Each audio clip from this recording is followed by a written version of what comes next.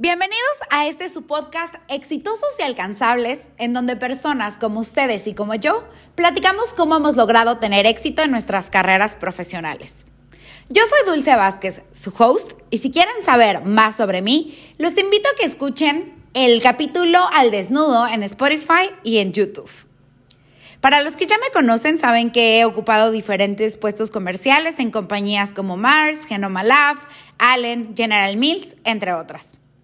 No se pueden perder esta segunda temporada, ya que tuve la fortuna de entrevistar a líderes de diferentes compañías, tales como Kantar, PepsiCo, Marina Azul, Genoma Lab, entre otras.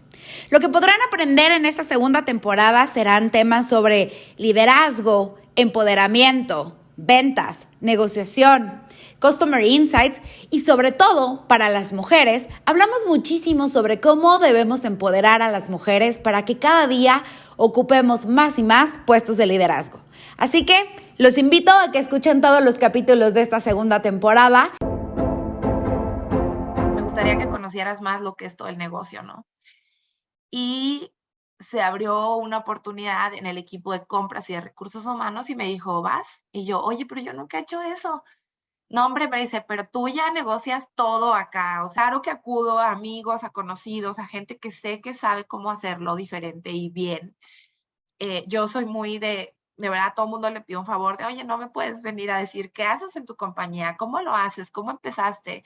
Entender nuevamente que la razón de ser de tu puesto y de cada puesto de trabajo es atribuir a que el negocio sea exitoso. Y la forma de medirlo es pues financieramente hablando, ¿no? O sea, Hoy tuve la fortuna de poder entrevistar a Cristina Alvidrez, quien es una excelente persona y una gran profesionista. Cristina estudió la licenciatura en Administración Financiera en el Tecnológico de Monterrey y estudió una maestría en Recursos Humanos en la EAE Business School y Universidad Politécnica de Cataluña. Actualmente Cristina se desempeña como directora de pesca en Procesa y en este podcast vas a aprender sobre finanzas y la correlación que tiene con ventas y otras áreas. Cómo implementar procesos, cómo debemos aprender de los errores y de los fracasos, la metodología de los 5 porqués, también por qué debemos equivocarnos rápido y barato y cómo lograr una empresa rentable. Así que por eso y más, no se pueden perder este capítulo y ahora sí a lo que nos truje. Bienvenidos a su podcast Exitosos y Alcanzables, en donde personas como ustedes y como yo platicamos cómo hemos logrado tener éxito en nuestras carreras profesionales. Tengo invitada de honor, ella es Cristina Alvidrez. Cristi, qué felicidad poderte tener aquí, por fin lo logramos. finalmente. ¿Cómo estás, Cristi? Muy bien, muchísimas gracias, muy contenta por la invitación y bueno, una difícil tarea de coordinar agendas, pero aquí estamos con muchísima alegría. Aquí estamos. Estoy muy contenta de tenerte aquí, Cristi. Primero quiero que nos platiques un poquito quién es Cristina y por qué te consideras exitosa. Voy a definir todavía con mucho detalle, estoy en proceso, creo, pero sí, hoy soy una norteña que está cumpliendo sus sueños. Soy una persona muy agradecida con lo que tiene, con lo que vive y la verdad es que trato de ser y vivir la vida de una manera muy apasionada. Respecto a por qué me considero exitosa, no me encanta la definición que muchas veces nos tratan de vender de éxito por la connotación a la que estamos acostumbrados a ver. Busqué esto en el diccionario y tal cual es lo que se supone que da un resultado feliz. No estoy tan de acuerdo con la definición del diccionario tampoco, porque creo que el éxito no es siempre estar feliz o que las cosas terminen en un punto feliz, ¿no? En ese sentido, yo lo veo más como las personas que culminan sus retos, las personas que viven el dolor, la, eh, la infelicidad, la tristeza, y de todo eso sacan algo positivo. Para mí es algo, eso significa el éxito, ¿no? En ese sentido, sí me considero una persona exitosa porque creo que soy una persona resiliente, agradecida, eh, rodeada de una vida muy afortunada y de personas increíbles. Entonces, creo que eso para mí es la definición de éxito. Hoy vivo una vida que me hace muy feliz y que me hace permitir y conocer gente y experiencias que jamás imaginé. Entonces, si yo hoy le preguntara a la niña de que cuando tenía 10 años, qué se imaginaba de mí a esta edad, pues creo que sí, podría decir, sí es exitosa, ¿no? Entonces, para mí cuando me preguntan qué es éxito, pues es lo que tu niño alguna vez soñó y que hoy está haciendo, si eso es lo que resulta, pues creo que ese es el éxito, ¿no? Sí, la verdad es que me encanta hacerles esta pregunta porque la verdad es que he aprendido de cada una de las personas que he estado entrevistando y cada una tiene su definición personal y esta me encanta, el de cuando, y me dejaste pensando, ¿no? Cuando yo era niña me imaginaba ser lo que soy hoy y esa niña hoy estaría orgullosa de quién soy y Sí. creo que igual, ¿no? Entonces, esa definición la verdad es que me gusta muchísimo. Y Cristian, ahora sí cuéntanos un poquito más de tu gran carrera profesional. Cuéntanos cómo inició Cristi, qué haces hoy. Mira, yo estudié finanzas y bueno, la verdad es que pues más como porque hice el bachillerato contable y bueno, pues se me hizo fácil, ¿no? Y la verdad es que creo que sí se me hacía fácil bastante la carrera. Terminé la carrera, comencé a trabajar en una fundación en Grupo Cementos de Chihuahua. La verdad es que toda la vida vi la filantropía por parte de mi familia de manera muy cercana, entonces pues fue algo que realmente me gustó mucho, me apasionó. Estuve ahí algunos meses, por alguna circunstancia tuve que cambiar mi, todo lo que yo estaba viendo en ese momento. Me mudé a Canadá, ahí estuve 2 años donde trabajé en un despacho contable. La verdad es que hacía cosas muy básicas, pero pues bueno, daba para pagar las cuentas y para hacer currículum en algo, ¿no? Después de ahí decidí regresar a México y tenía dinero para vivir 6 meses en lo que encontraba trabajo, ¿no? Entonces llegué a Monterrey pues con una maleta llena de esperanzas, tal cual. Estuve 6 meses, bueno, creo que menos de 6 meses. La verdad es que creo que cuando llegué a Monterrey era una de las crisis más grandes que había habido, ¿no? Del tema inmobiliario y eso afectó bastante a México.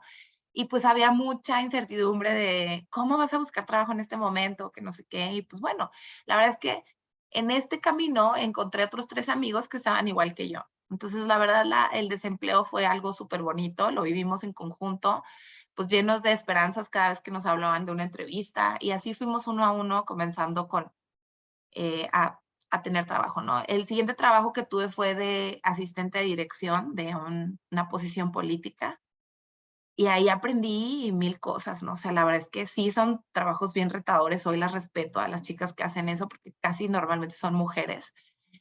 Y, puf, o sea, fue un trabajo que me enseñó que no hay barreras, que no hay límites, que no hay nos. El cómo sí siempre hacer las cosas, ¿no? Y de ahí, bueno, en uno de los tantos procesos que participé, dejé mi currículum en Mars. Pasaron algunos años y comencé a trabajar ahí. Ahí estuve aproximadamente 5 o 6 años, en donde pasé por varias posiciones dentro del equipo de finanzas.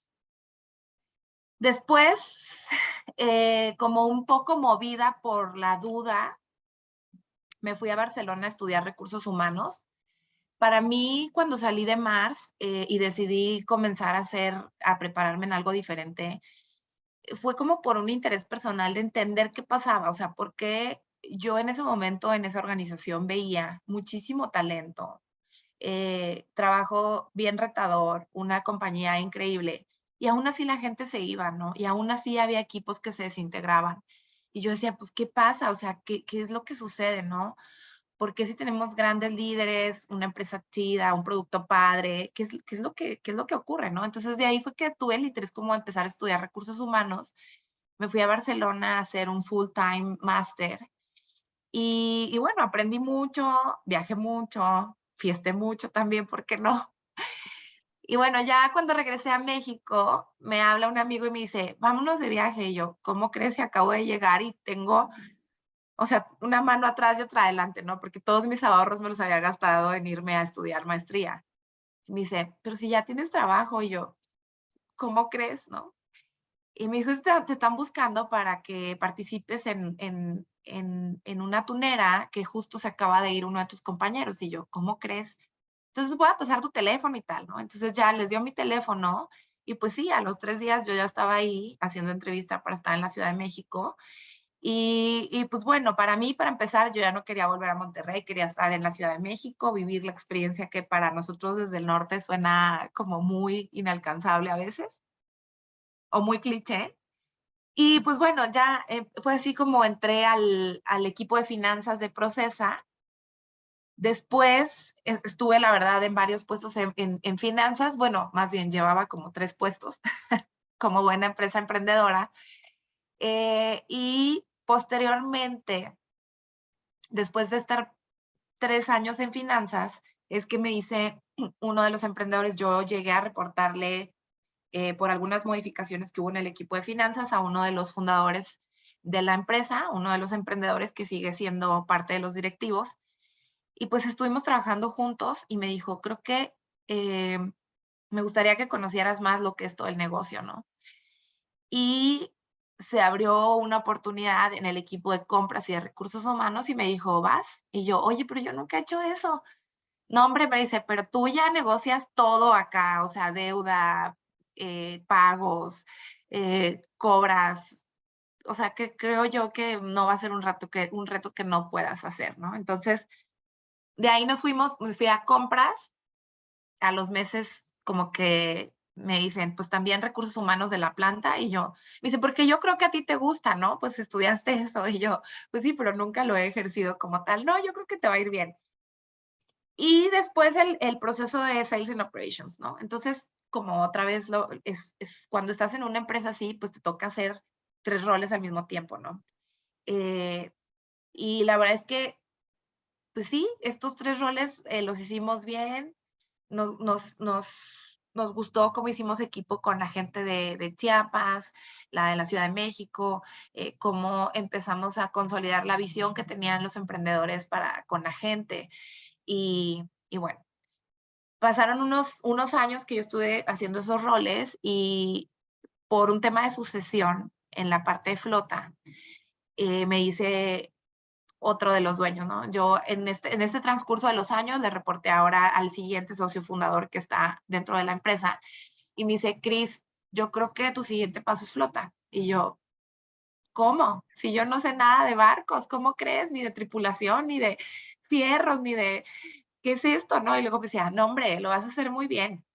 Y yo, no, pero es que, no, lo vas a hacer muy bien.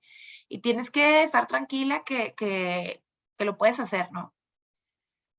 Y pues ahí voy, la verdad es que fue,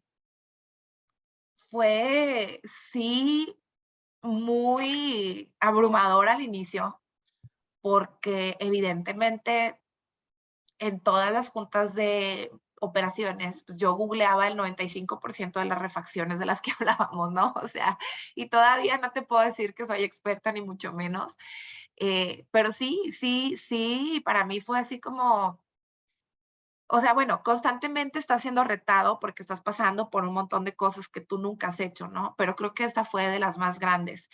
Eh, También ya en la planta me ha tocado comprar refacciones, ¿no? Y entender de autoclaves y sistemas de refrigeración y cosas así, pero bueno, la verdad es que el mundo de flota no nada más es un tema de que son fierros que no conoces, sino son regulaciones, es tema político, creo que es un mundo bastante complejo, ¿no? Y entonces fue ahí como llegué ahí, ahorita ahí ya tengo más de 3 años, eh, y bueno, pues la verdad muy contenta en el equipo. Tengo un total de 9 años en el mundo atunero. La verdad es que creo que de la empresa, pues ya soy de las más viejitas porque la empresa tiene 15. Y bueno, de estos 15 tardó 3 en arrancar la planta. Los barcos tienen 10 años.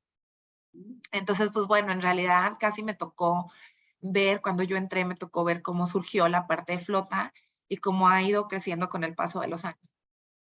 Oye, Cristi, me parece súper interesante cómo has llevado tu carrera. Y justamente aquí me surge una duda, ¿no? Porque has tenido roles completamente diferentes, ¿no? Inicias, sí, en finanzas, pero después te llama la atención recursos humanos y después, bueno, la parte de pesca y todos estos diferentes roles que nos has ido contando. Y a veces nosotros pensamos que, bueno, yo estoy en ventas y pues ya tengo que construir una carrera de siempre en ventas y buscar moverme a marketing o a trade o a finanzas, lo vemos a lo mejor como inalcanzable o muy difícil, ¿no? Con base en tu experiencia, ¿qué, qué cosas llevaste a hacer para decir, ok, no sé nada, pero al final lograste con muy buenos resultados cada una de esas cosas? Entonces, ¿qué hacías?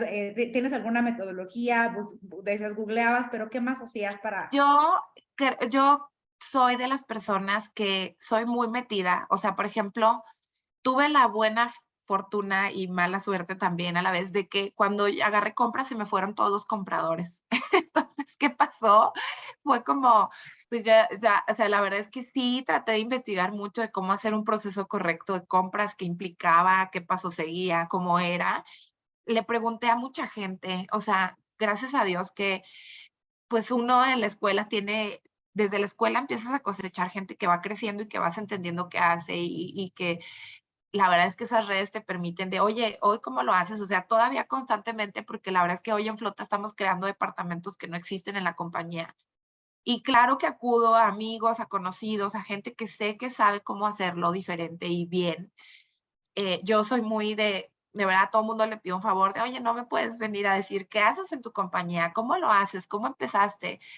Para mí, el que alguien te ayude a saber qué camino ya se recorrió, que te diga cuáles son las mejores prácticas, pues es como una forma fácil y barata, porque evidentemente en una empresa como esta no puedes traer al consultor o al curso o al, ¿no? Que te venga a implementar toda una estrategia de departamentos. Entonces, para mí, el preguntarle a la gente que conozco y que sé que tiene talento y experiencia en lo que yo necesito en ese momento me ayuda. Dos, te digo, meterme mucho al detalle. Cuando se me fueron los compradores, yo dije, pues yo voy a comprarlo, ¿no?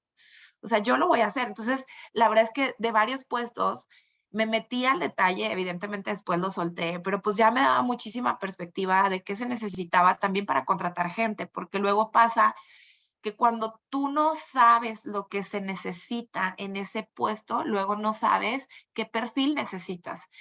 Puedes tener muy claro cuál es el perfil que funciona en la empresa, pero no exactamente en ese puesto de trabajo. Entonces, sí me sirvió mucho el hacer yo las cosas desde el principio, cederlas, pero ya tener mucho conocimiento del detalle, de los tiempos, del proceso, de lo que sí se puede hacer, de lo que no se puede hacer, de lo que necesita la compañía en ese momento, ¿no?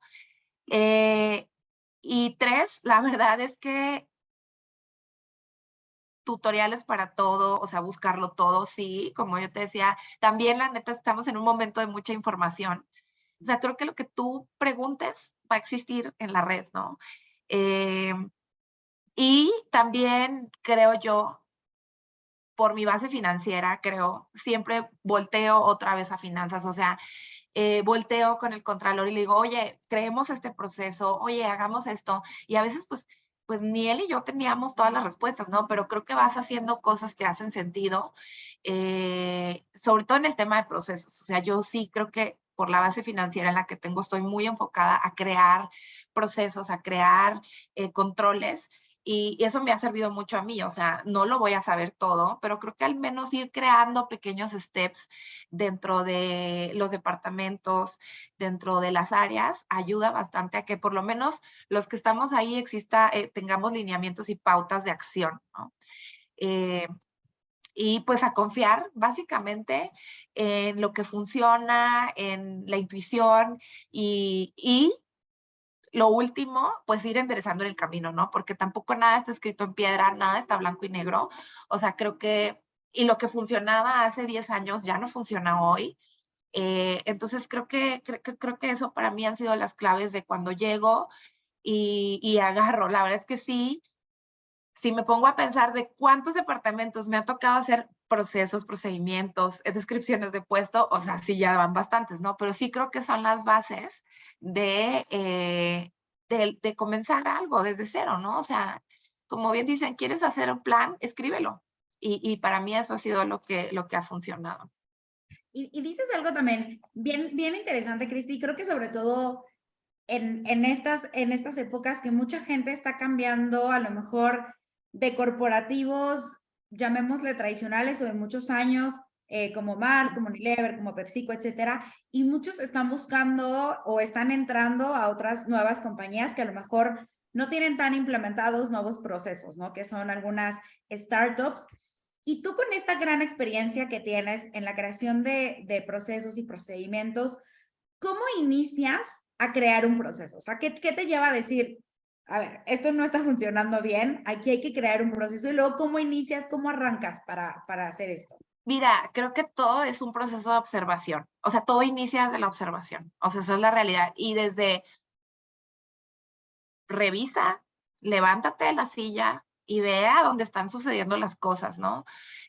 Yo tengo como objetivo, normalmente siempre que visito el site de flota, hacer un recorrido por los almacenes, por los barcos y por las oficinas, ver qué ocurre, ¿no? O sea, métete a la raíz, al corazón de donde pasan las cosas. O sea, para mí es observa y evidentemente, y no observa una vez, observa 10 veces hasta que entiendas exactamente si las cosas te hacen sentido por la parte operativa, si las cosas te hacen sentido por la parte de control y si las cosas te hacen sentido por la parte de negocio, ¿no? Para mí es importante el que veas esas tres dimensiones.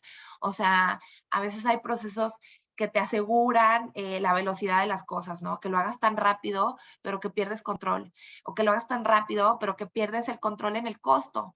Entonces, creo que con esta óptica hay un departamento ahora en flota de control interno.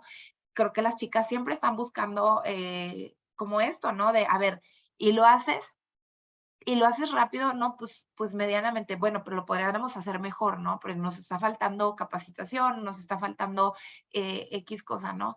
Y lo haces y no hay riesgo de que eso se pierda, se rompa, se lo roben, ¿no? Y lo haces para el negocio agrega valor, ¿no? Entonces, de ahí es de donde comienza, ¿no? Para nosotros es como el proceso, la parte inicial es párate y observa, ¿no? Claro, y la verdad es que ahorita que lo mencionas, a mí también me ha tocado, incluso hasta en compañías no tan pequeñas, pero esta parte de implementar procesos creo que es sumamente importante porque evitas que sucedan problemas y lo he platicado también creo que aquí en el podcast con algunas personas, es que cuando no hay procesos, entonces la gente hace como cree que pueden funcionar Sí. las cosas.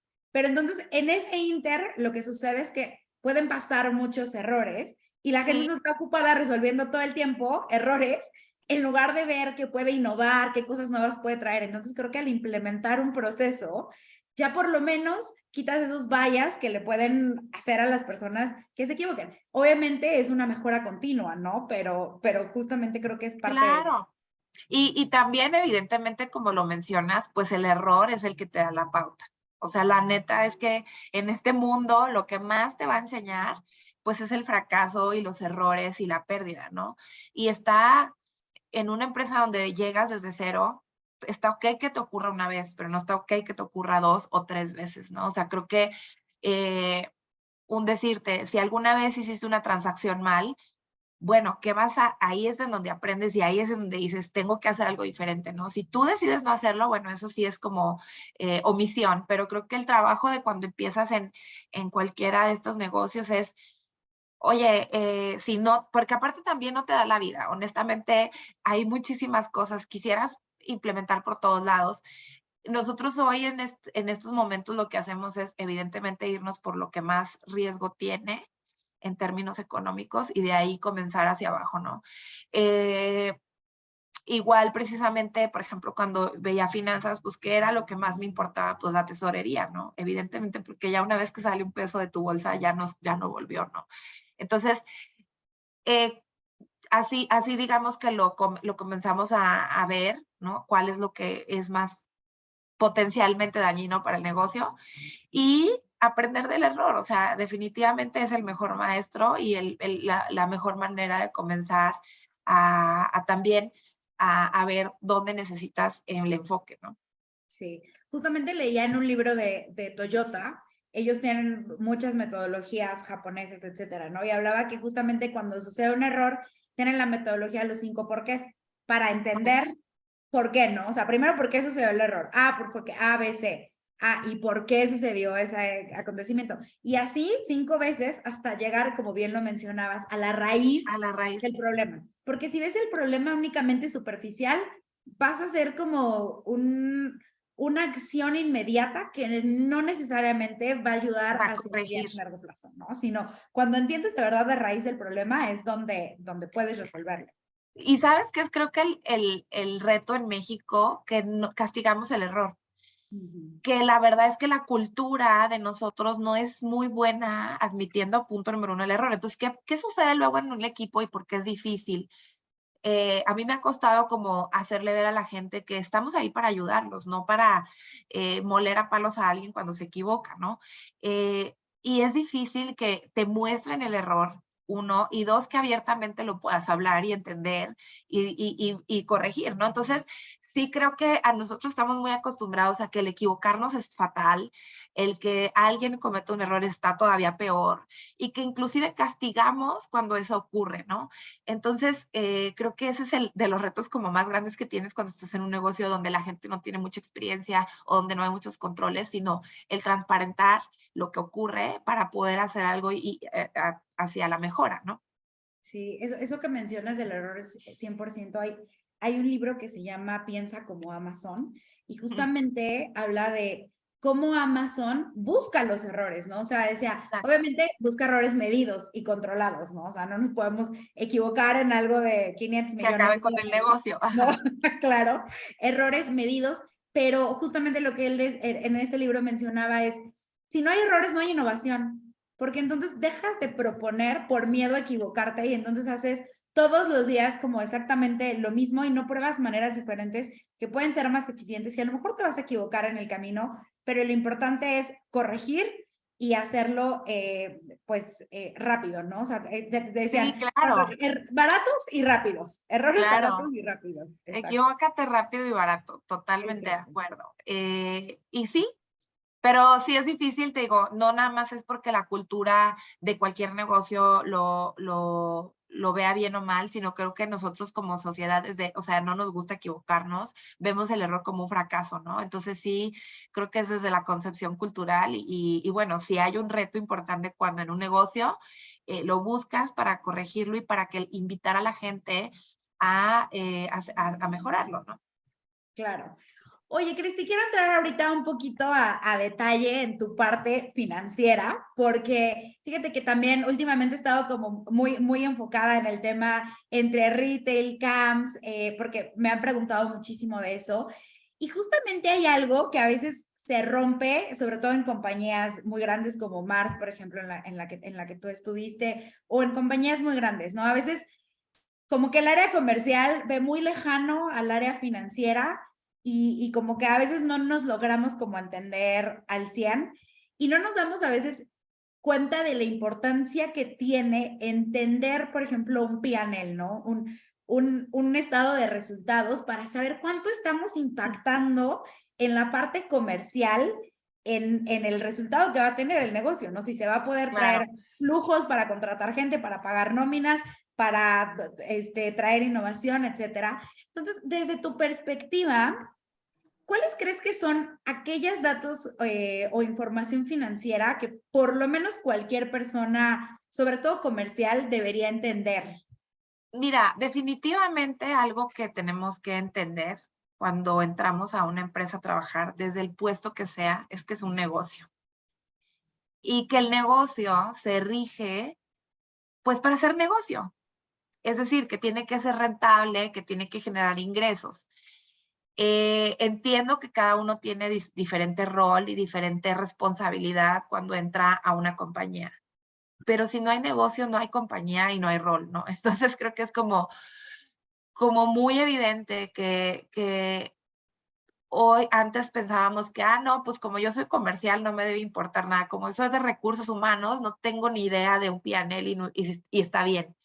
Y creo que es irresponsable hacerlo, ¿no? O sea, creo que el rol de cada persona que entre es entender nuevamente que la razón de ser de tu puesto y de cada puesto de trabajo es atribuir a que el negocio sea exitoso.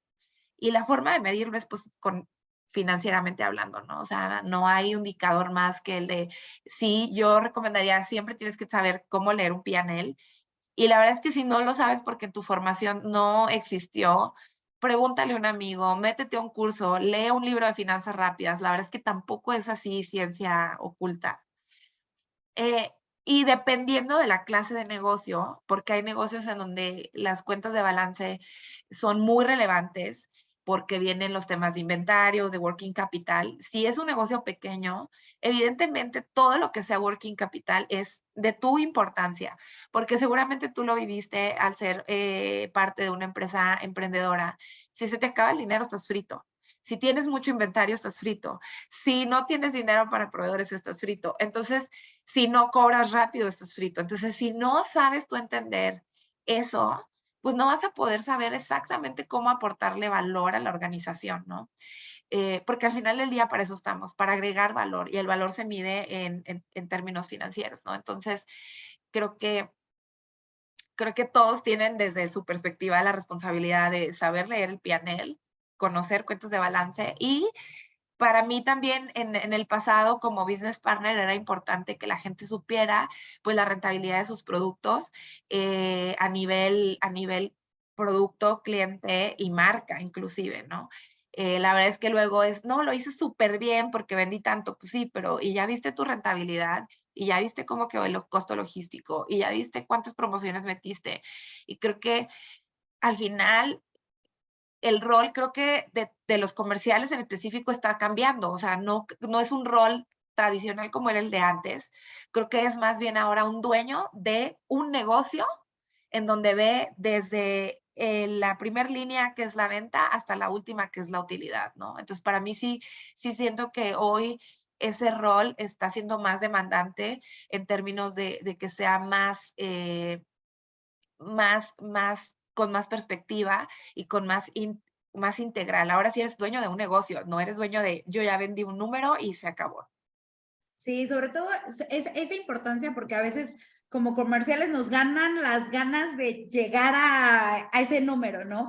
Y a veces justamente no nos damos cuenta y creo que también es mucho un tema por cómo se medían anteriormente y todavía en los meses siguen midiendo, pues a ti te vendían por gross sales, ¿no? Entonces ya lo Sí, que pasara con el delivery margin, tú pues ya no eras como responsable, ¿no? Pensabas que no eras responsable.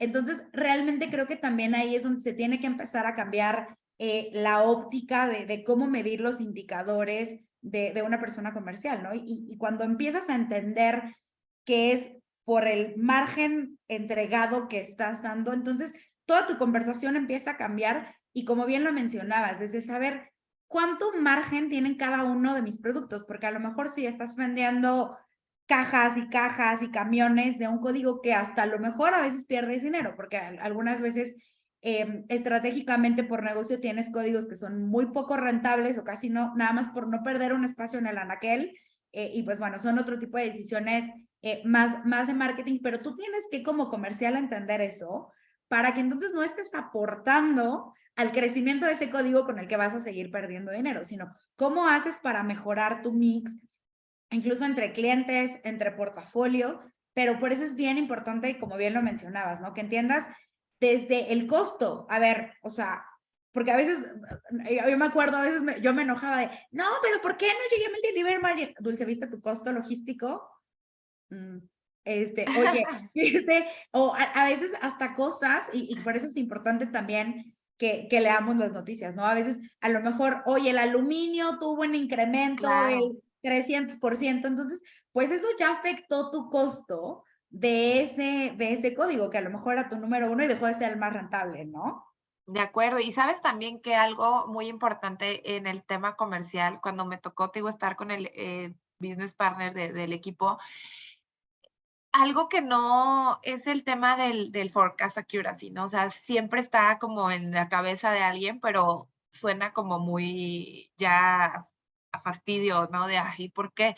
La realidad es que cuando tú tienes un negocio pequeño, o bueno, a veces hasta los grandes lo sufren, y no tienes una base muy grande de inventario, le puedes ya dar en la torre, ¿no? Al negocio por no forecastear de la forma correcta, ¿no? O sea, creo que también entender qué impacto tienen. Sí llegué a mi número, pero hice a todo mundo sudar, a todo mundo incurrir en sobrecostos por llegar a una producción que no estaba puesta, por llegar a una demanda que no teníamos ni idea.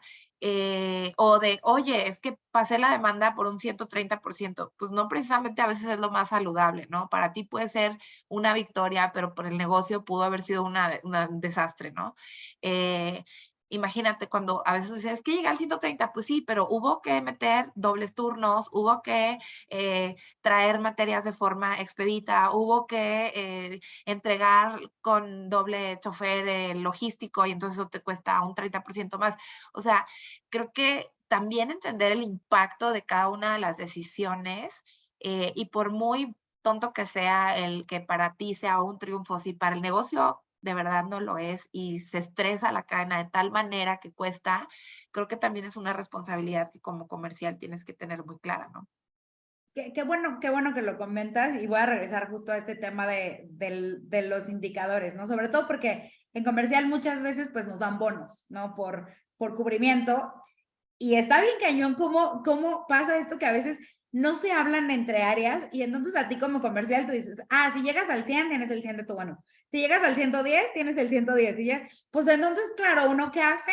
Pues te acolchonas, ¿no? Porque dices, no, pues para que este sea mi objetivo y entonces para llegar al 130 y que a mí me paguen el bono al 130. Entonces, imagínate todas las implicaciones que está teniendo. Uno, estás pagando un bono por no dar un número accurate y aparte Exacto. dos, estás estresando toda la cadena de todo, ¿no? Como bien decías, oye, hay que incurrir en sobrecostos de, pues, voy a tener que tener gente más en la planta, duplicar, oye, a lo mejor pude haber negociado un mejor costo con el proveedor que me va a surtir tal, pero pues como no sabía, entonces ahora es entrégame inmediato y entonces se aprovecha y me cobra un sobrecosto. Entonces, por eso es tan importante tener un entendimiento 360 del negocio y sobre todo financiero, Exactamente. ¿no? Sí, y sí financiero y luego también operativo como segundo nivel. O sea, luego te piden cosas que, por ejemplo, ¿no? En algún momento de, oye, acabo de ganar un nuevo proyecto. ¿Y de cuánto es? De 200 cajas al mes.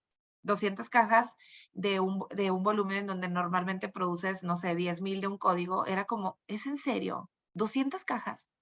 Sí, pero mira, es que nos va a poner en tal lugar. Y yo, sí, pero es que ni siquiera puedo comprar un lote de 200 cajas. O sea, ¿sabes? Entonces, como, ay, no puedes comprar, ¿no? O sea, no, el tiraje del corrugado es de tantas cajas, no. Ay, no sabía. O sea, creo que, y mira, si compro 200 cajas, me va a salir como si fuera a la papelería a comprarlas, ¿no? O sea, ¿no? Al 50% más caras, ¿no? Y yo, ay, no manches. O sea, creo que sí, operativo luego también tomar decisiones que evidentemente impactan en el número, ¿no? Pero a veces sí estamos como muy lejanos de lo que es. Y también imagínate, ¿cómo voy a parar mis líneas de producción para meter 200 cajas? Sí, sí. Caray. Y si yo, bueno, te compro el mínimo, pues es el inventario de 3 años. No, pues sí está de pensarse, ¿no? Entonces sí, también luego nos pasaban esas cosas de que estás un poco fuera. No, pero es que mira, va a ser súper rentable. Pues sí, pero ¿quieres tener inventario para 3 años? O sea, si tú me dices que, y si llega a cambiar la regulación, ya la etiqueta no va a servir, ¿no? Claro. Ay, no lo había pensado, ¿no? Entonces sí creo que luego entender cómo funciona el ciclo, cómo funciona la operación de tu producto, el proceso productivo, el proceso de compra, el proceso de suministro es bien importante, ¿no? O sea, y luego también en tema de tiempos, ¿no? Oye, pues quiero sacar un nuevo lanzamiento para primavera. Oye, pero faltan 3 meses. Por eso. No, pero ¿cómo crees? ¿No? O sea, eso es lo que tardan en desarrollar el arte. Ay, no sabía. No, entonces creo que sí, enterarte muy bien de cómo funcionan tus procesos, creo que te va a ayudar a cuando también haces negociaciones, hacerlas bien, porque luego estás prometiendo cosas que posiblemente a veces no son reales, ¿no? O alcanzables, y otra vez, ¿no? Vuelves a estresar a toda la cadena con sobrecostos para llegar a un objetivo que tú solo planteaste, ¿no? Claro, o a veces, justamente se me ocurre ahorita un ejemplo que te digo, a veces cuando justamente no tienes el entendimiento 360, una hora comercial, te gana la emoción por querer tener más alcances, por querer aperturar clientes, y entonces te pasa que, te dicen, bueno, está bien, te voy a ampliar los alcances. En Tijuana, ¿cuánto dinero te va a costar mandar, no sé, un flete de agua o de cloro a Tijuana? Te va a costar mucho más enviarlo que el revenue que le vas a traer a la compañía, ¿no? Entonces, por eso es bien, bien importante que cada persona conozca el P&L y sobre todo también que sepa qué parte está afectando de él, ¿no? Porque a veces también Sí, queremos meter promociones. Oye, no, es que esta promoción porque me va a meter un chorro de volumen. Oye, pero el incremental que vas a traer no alcanza a compensar el descuento que estás metiendo. ¿Por qué deberíamos de tenerlo? Ah, porque queremos ganar share o otras cosas. Bueno, entonces se puede revisar, pero que por lo menos tengamos el entendimiento de sí, si hace sentido o del no. proyecto en general. Y ya el último, que también es como controvertido, luego los límites de crédito, ¿no? O sea, sobre todo pasa cuando estás abriendo clientes o cuando tienes una empresa que es nueva y que de verdad no hay historial. Punto número uno, la gente no conoce tu producto y si no lo conoce y si no le funciona, pues es muy probable que no te lo paguen, ¿no? Entonces ahí tienes que entender el cómo modelar o moderar el riesgo, porque la verdad es que sí puedes luego ocasionarle una pérdida bastante grande al negocio, ¿no? O igual cuando son clientes que no son triple A, como ya lo sabemos, Walmart, Sam's, cadenas de autoservicio, de clubs, que sí sabes, tienes la certeza de que te lo van a pagar y que, bueno, aún así todavía depende de si tu producto funciona, ¿no? Pero sí creo que siempre era el debate constante de, oye, es que ¿por qué no lo sueltas? Oye, es que de verdad hay clientes que no tienen la solvencia y tú lo tienes que tener claro. O sea, tampoco la venta se hace, yo siempre les decía, la venta no es cuando tú logras facturar, sino cuando te lo pagan. Entonces eso lo tienes que tener súper claro, ¿no? Nosotros en algún momento, como estaba la cultura muy fuera del ser corresponsable de la recuperación del dinero, se puso un bono en ese caso por cobranza, ¿no? Porque qué pasaba es, pues ya lo di, a veces posiblemente no con el cuidado de no sobrepasar los límites del cliente, y pues qué pasaba ahí se quedaba, ¿no? Entonces creo que también es una responsabilidad el saber cómo cuidar o cómo sí dejarte aconsejar cuando los temas de crédito y sobre todo de liquidez o de factibilidad de que sí te paguen las cosas deben ser los correctos, ¿no? O sea, a veces la gente no se enoja, ¿no? Es que ¿por qué lo bloqueas? Es que ¿por qué no? O sea, no, a ver, hay que entender. Es como si tú rentas una casa y no te pagan la renta en un año. A ver, ¿es negocio sí o no? Pues obviamente no, ¿no? Pero debes estar contento porque te la rentaron, pero no has recibido un peso. Entonces era lo que yo les trataba siempre de transmitir. O sea, tu trabajo no se acaba cuando facturas, tu trabajo se acaba cuando el dinero vuelve a la compañía. Claro. Y luego hasta nos enojamos, ¿no? Ay, no, pues es que los de créditos que vayan y cobren, ¿no? Y justamente esto que dices a veces, por ejemplo, en mayoreo es muy común que a veces un cliente de repente tú sabes, ¿no? Porque también muchas veces hay algunos comités, sobre todo creo que también en la industria atunera, en el que saben, oye, este cliente me está dejando de pagar, oye, este cliente trae problemas. Entonces ustedes como expertos también en este tema saben, oye, cuidado con este, le voy a bajar la línea o sabes qué, ya tiene un mes que no te paga, te lo voy a bloquear. Claro, Y eso, ¿no? O sea, entonces sí es bien importante que ahí se tenga como muy buena comunicación desde el insight de finanzas del por qué y también el comercial saber cómo manejarlo para no ocasionar un tema comercial, ¿no? En esa claro. parte. Entonces, pero es importante que lo entendamos. Sí, sí, sí, sí, de acuerdísimo. Oye, Cristi, y después, directora de pesca.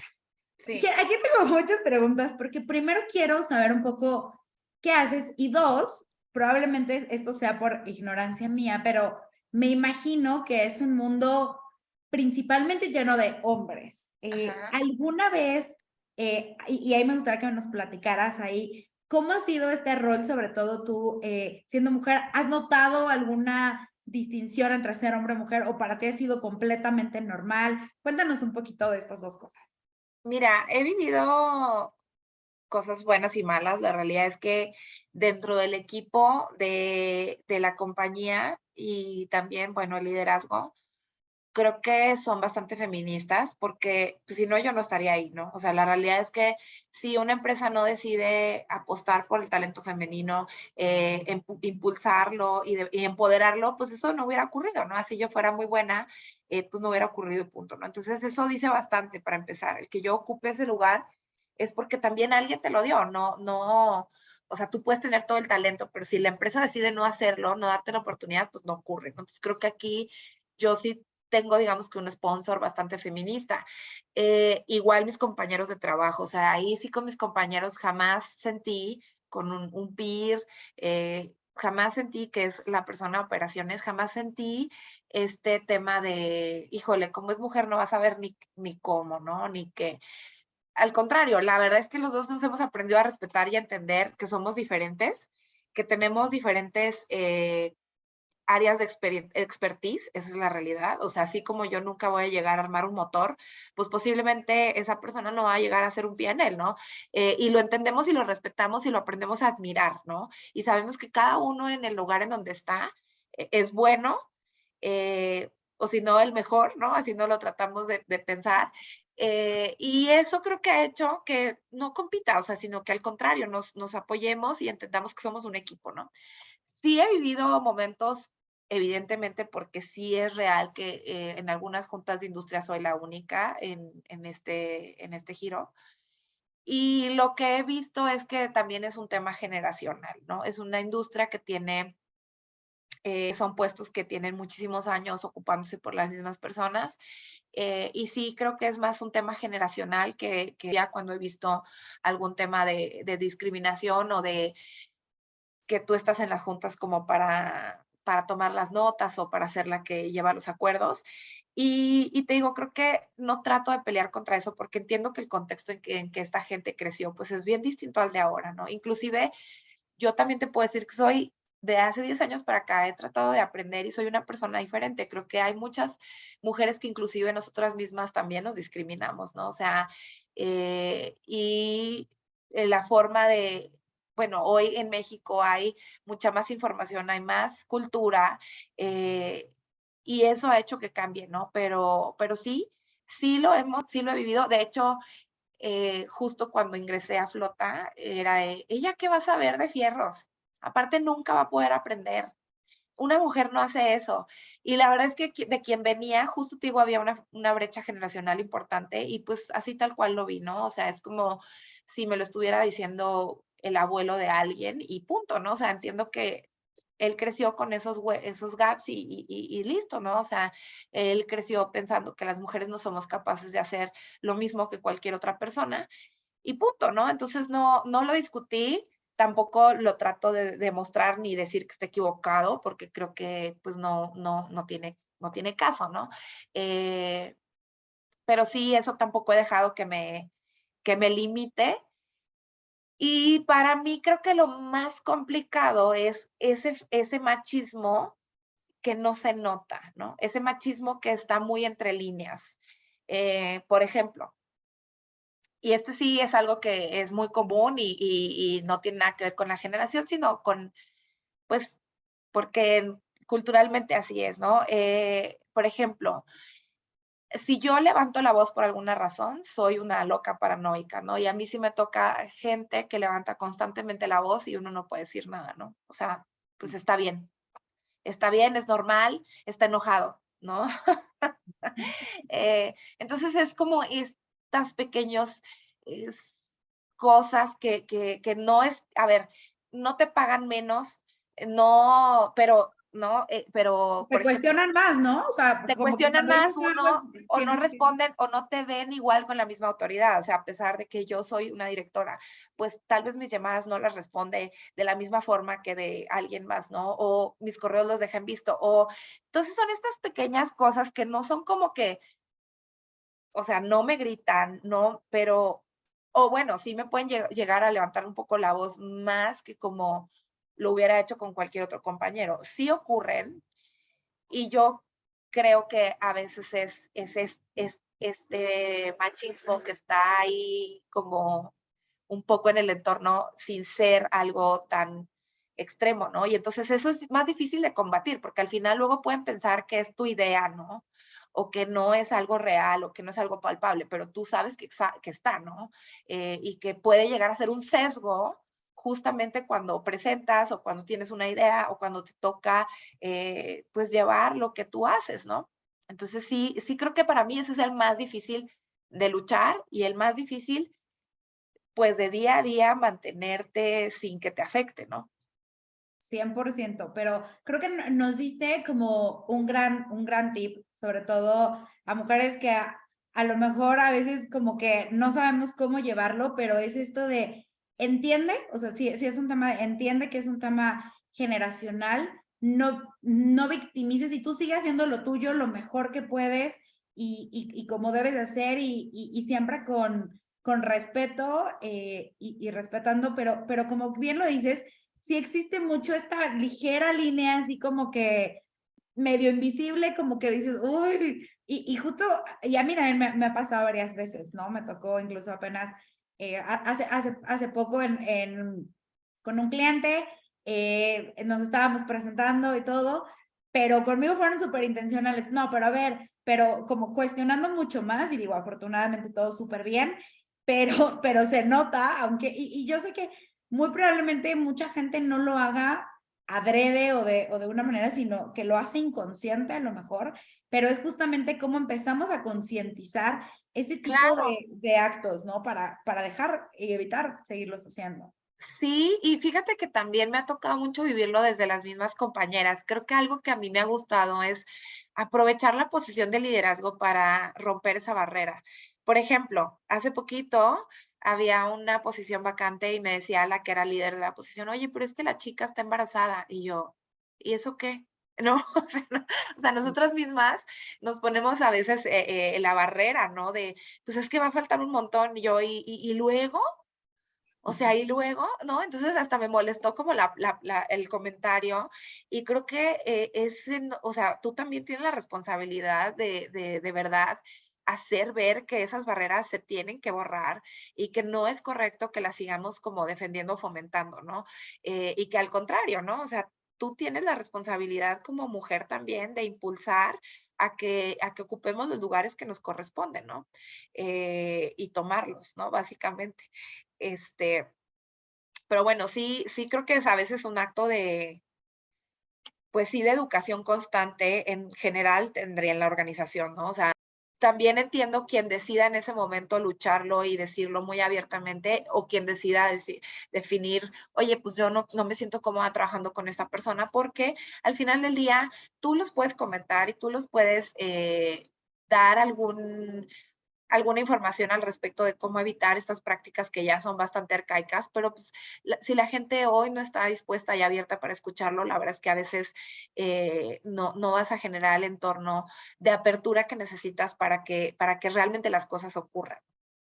100% y lo que dices, Cristi, me parece que es un gran mensaje, porque creo que nosotras, mujeres que ocupamos afortunadamente una posición de liderazgo, esa es nuestra responsabilidad. O sea, cómo empoderamos a las mujeres y también cómo dejamos de permitir, porque hay hasta comentarios de, y pasa, por ejemplo, mucho en el mundo del mayoreo, ¿no? Yo, del mundo de lo que conozco en mayoreo. No, pues una sonrisita, ¿no? Cuéstete con quien, llega el número, te acuestes con quien te cueste o algo así, ¿no? Wow, eso es Ese poderoso, tipo de ¿no? comentarios que dices, no, esa posición no es para mujeres porque se tiene que ir a la central de abastos, ¿no? Pues no, o sea, las mujeres tenemos la capacidad de también irnos a mi primera posición fue en la central de abastos y sí es duro, pero creo que también entre más apoyemos que las mujeres estén yendo acá, más lo vamos a ir normalizando e ir acabando con esta brecha. Entonces, son ese tipo de comentarios que tenemos que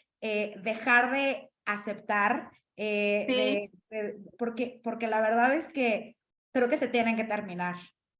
sí se tienen que terminar definitivamente, pero creo que yo también tengo muy claro que hay que luchar con inteligencia, ¿no? O sea, no puedes pelear eh, o sea, creo que hay que saber en dónde influir y cómo influir para que realmente sea efectivo, ¿no? O sea, justo hoy, eh, desde la posición privilegiada que tenemos, creo que hay muchas cosas que se pueden hacer y las tenemos que intentar versus ir a sermonear a alguien, ¿no? O sea, a veces creo que el ejemplo y las prácticas son las que van cambiando la cultura, ¿no? Y siempre y cuando sea consistente. Entonces, para mí es, por ejemplo, ahorita estamos pensando en proyectos de cómo abrir puestos en donde todo el tiempo, por tradición, han sido masculinos, ¿no? Puestos que yo veo que perfectamente podría desempeñar una mujer, como por ejemplo el de tejer la red. Las redes de los barcos se tejen a mano y el 100% de la plantilla es masculina. Y yo veo que es tal cual tejer. O sea, no te estoy diciendo de algo de tejer y yo digo, sí, pero cuando llegas al mundo de los barcos hay puros hombres. Entonces son esas cosas que vamos a empezar a experimentar y justo, ¿no? Pues el que haya tal vez una visión femenina. Sí. Oye, Cristi, para ya ir y cerrando un poquito, quisiera que nos platicaras también sobre alguna una negociación muy difícil que te haya tocado tener, cómo la manejaste, qué fuiste aprendiendo, qué hubieras hecho mejor hoy. Mira, la realidad es que constantemente hoy nos toca desafiarnos en el tema de negociación. Cuando eres una empresa pequeña, pues tienes que luchar por alcanzar como que te vean y que te puedas sentar en la mesa a negociar, ¿no? Y a veces cuando te sientas, pues saben que no eres el que tiene el poder, ¿no? Entonces creo que siempre negociación difícil, digo, todo el tiempo. La verdad es que de hecho, hay un contexto en el cual nuestra industria todo el tiempo está negociando, inclusive nosotros mismos. Hay una alianza en donde participamos las 3 atuneras más grandes de México en pro de la sustentabilidad y pues este es un tema de todo el tiempo negociar hacia afuera igual. ¿Y qué aprendí? Pues que debes de tener muy claro, ¿qué he aprendido? Que debes de tener muy claro cuál es tu posición antes de empezar a negociar. Si estás en desventaja, saber hasta dónde puedes ceder por lograr lo que necesitas, ¿no? En algunos casos, como bien decías ahorita, por ejemplo, sabes que en algunos productos vas a perder, pero estratégicamente te conviene estar en el lugar, ¿no?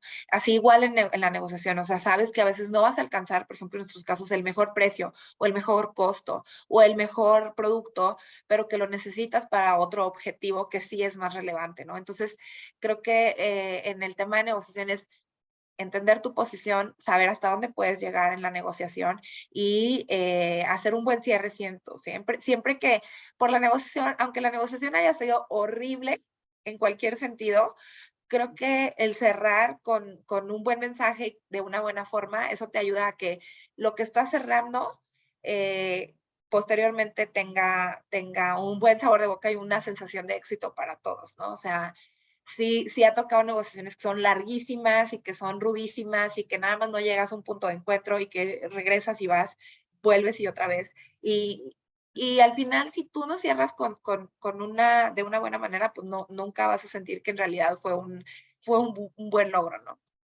Claro, 100%. Me encantó ese saber qué posición tienes. Escuchaba hace poco también un podcast se me olvidó ahorita el nombre, pero es el dueño de El Pollo Feliz, y justamente habla, que también es de Chihuahua, de hecho, y también, ¿no? Mencionaba, pues hay que saber cuál, lo primerito que tienes que entender es quién tiene como el mando, ¿no? ¿Qué lugar estás ocupando tú para saber qué tanto leverage tienes o qué tanto tienes que ceder, pero como bien lo decías, tienes que también tener muy claro cuál es tu objetivo más importante. O sea, vas a tener que dejar algunas y ceder algunas cosas sobre la mesa, pero que tu objetivo principal, ese no sea el que se da. O sea, ese sea en el que tú te sientas bien.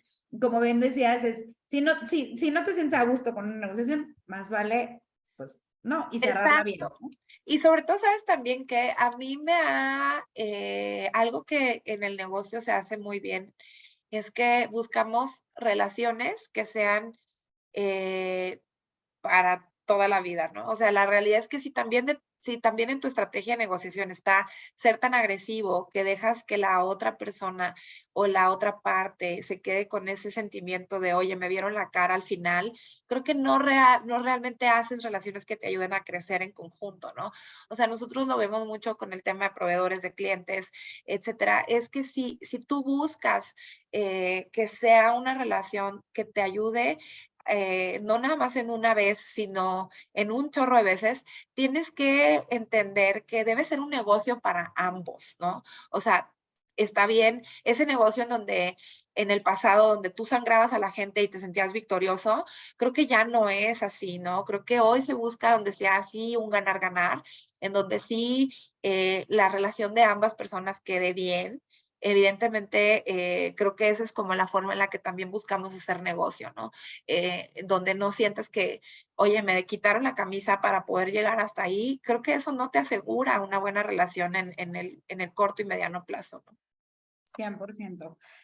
Cristi, si estuvieras en una conferencia mundial con millones y millones de personas que te están escuchando, ¿cuál sería el mensaje principal que darías? Híjole, qué difícil, para mí, creo que algo que este año me ha dejado, bueno, los últimos y en la pandemia, creo que a bastantes personas, el ser amable siempre el uno con el otro, ¿no? O sea, nunca sabes cuando alguien lo está pasando mal. He tenido muy bonitas experiencias últimamente con gente totalmente desconocida, en donde palabras a veces o actos que aunque sean pequeños pueden cambiar el día de una persona, ¿no? Entonces sí, sea amable, aunque no te dé nada a cambio, pero creo que siempre le puedes dejar algo a alguien.